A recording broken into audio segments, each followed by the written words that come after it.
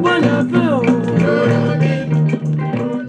what we want to do is to create the environment to enable people to go back to the land. So I give you a classic example. I know you asked, what am I going to do differently? So I wanted to address that. Right now, we have the Obaseki government. I think they reappropriated 70,000 hectares of farmland, which are not forests, land that have already been cleared before. So they took it over from the farmers or the communities. And then what have they done with it? They have brought in institutional investors who came in and took, some of them, tens of thousands of these hectares, and they want to plant palm oil. I would do that completely differently. The reason being, if these guys come, most of them are not resident in Edo State. They don't have even a business address in Edo State. They are mostly either in Lagos or Sweden or Belgium based, okay? So these are very big companies. What they do is they hire thousands of Edo citizens, quite all right. They create jobs, but they pay them peanuts. They pay them 70,000, 150, 100,000 naira.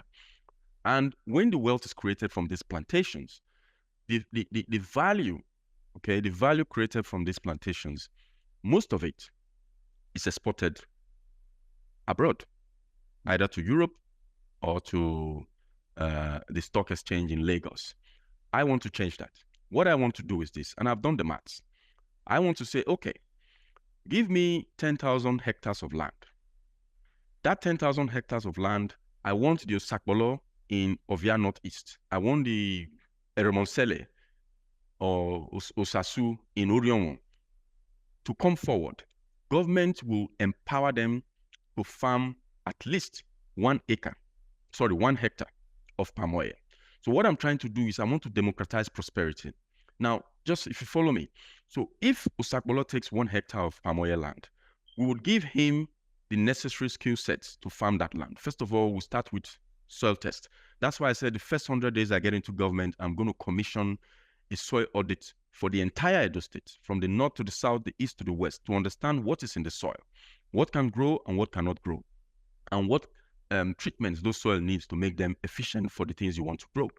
Because I believe data is key. What you cannot measure, you cannot manage. So back to the soil. What we want to do is say, Osakpolo, come. Here's 1 hectare of land. This is the hybrid Tenera palm oil, which we've researched. It has a very tiny seed and full of flesh, very prolific. In 22 months, with the good extension services to support Osakpolo, this 1 hectare of land will start producing fruits.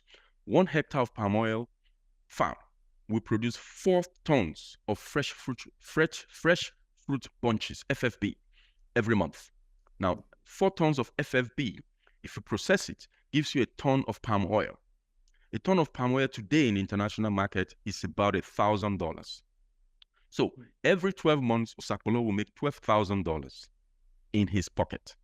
Now, if you do the maths, the last time I checked, it's about 1,500 naira per dollar. Okay, so you are looking at 12,000 times 1,500. You see where I'm going to.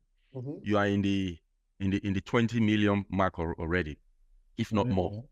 Now, you can see the difference between Osakpolo earning 150,000 naira working for Presco or working for one institutional investor who is carrying all the money to Switzerland, versus my model where Osakpolo owns 1 hectare and is farming and in control of his destiny.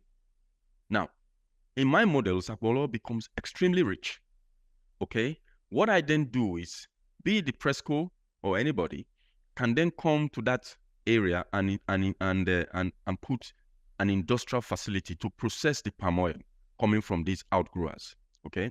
So government is not even going to step aside. Government is going to get involved.